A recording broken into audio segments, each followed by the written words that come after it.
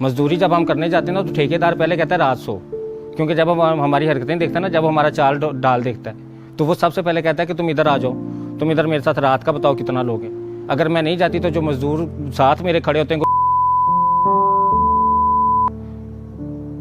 फिर मैं वहाँ पे कैसे मजदूरी करूँ। फिर मैं इसीलिए तो ये काम करने आती हूँ कि वहाँ पे भी तो यही काम करना है, वहाँ 800 दिहाड़ी लेके करना है, यहाँ पे अलग-अलग करना।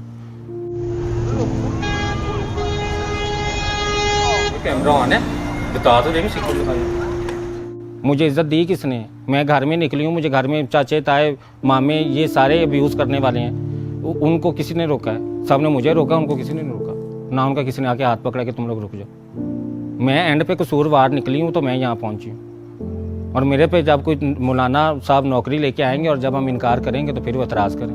मुझे काम बताएं मौलाना साहब, काम स्पेसिफिक करके बताएं कि ये वाला काम है, ये कर सकते हैं और ये नहीं करते। मुझे बताएं, मैं कर लेती हूँ। रेडी चलाने के लिए मेरा भाई सबसे पहले रेडी चाहिए, ठीक है ना। रेडी चलाने के लिए उसके ऊपर सामान फ्रूट चाहिए। फ्रूट लेने के लिए मुझे 100 बंदे से मिलना है और 100 बंदे से मिलकर 100 बंदे ने मुझे खुसरा कहना है। उसने ये नहीं कहना कि ये यहाँ पे मजदूरी करना है, उसने कहना यहाँ पे खुसरा फ्रूट बेचने आया है। 100 बदमाश गली में से गुजरने वाला खुसरा देख के उसने वैसे फ्रूट उठा लेना कि मैं पैसे नहीं देता, जो कर सकते हो जाओ कर लो। मौलाना साहब खुसरों की इज्जत पैदा करे माशरे में। मैं कहती हूँ मौलवी साहब ये ऐलान करे। मौलाना तारिक जमील ने रो कितनी दुआएं मांगी हैं, उन्होंने मर्द औरत का नाम लिया, वो खुसरों का नाम भी तो ले ही सकते थे अगर फाशी बेहयाई हम फैला रहे थे। वो तो उनको तबलीग करते हैं ना, तबलीग करके उनको तबलीग में लेके जाते हैं। तो दुआ मांगते हुए खुसरों का नाम क्यों नहीं लिया कि वो फाशी बेहयाई फैला रहे? उन्होंने औरत का कहा कि स्कर्ट छोटी होगी औरत की, उन्होंने मर्द का कहा कि मर्द बेहया हो गया, उन्होंने खुसरों का तो नाम ही नहीं लिया।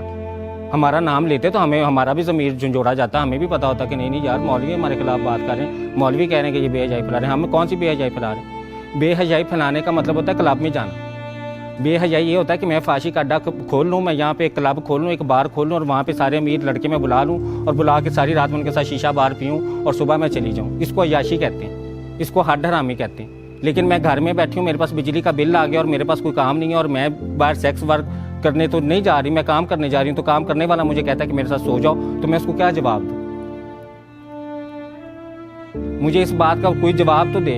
मेरे माँ बाप से कोई जाके ये सवाल, मैं फाशी फैला रही हूँ, मैं मान गई, मैं बाहर सेक्स वर्क कर रही हूँ ना, मैं मार्स से उतर के आई हूँ या मैं चांद से डायरेक्ट फेंक की गई हूँ। मेरे माँ बाप है ना, उनसे क्यों नहीं जाके पूछता कि भाई ये बाहर निकल के ये सब कुछ कर, इनको रोको। आखिर मैं पैदा हुई ना, मेरा एक फैमिली पूरी खानदान है मेरा, वो किधर है? उनसे पूछे ना, वो क्यों नहीं मुझे जवाब देते आगे? और सोसाइटी को जवाब दें।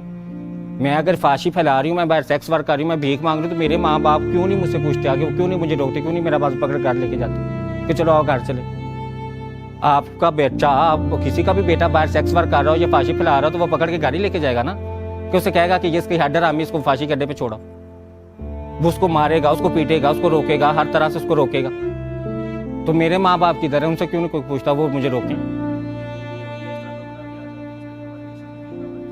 क्या शर्मिंदगी का बायस है? यहाँ पे कातिल शर्मिंदगी का बायस नहीं है, यहाँ पे जानी शर्मिंदगी का बायस नहीं है, यहाँ पे चोर डाकू सारे ही यहाँ पे शरीफ हो गए, हम भी शर्मिंदगी का बायस रह गए। हम चौक में नंगे तो नहीं घूमते, मैं चौक में छोटी स्कर्ट पहन के तो नहीं गई हुई कि मैं शर्मिंदगी का बायस बन गई। हाँ, मैं इतनी छोटी सी स्कर्ट पहनी हो, मैंने इतनी छोटी सी ब्रेजियर पहनी हो, ठीक है, तो फिर तो मैं बेहजाई भी फैलाऊं, फिर तो मैं शर्मिंदगी भी बनूं। वो सेलिब्रिटी बन गए। मुझे इस बात का जवाब दें कि इतनी छोटी स्कर्ट मिनी पहन के वो सेलिब्रिटी बन गए, मैं बेहया बन गई।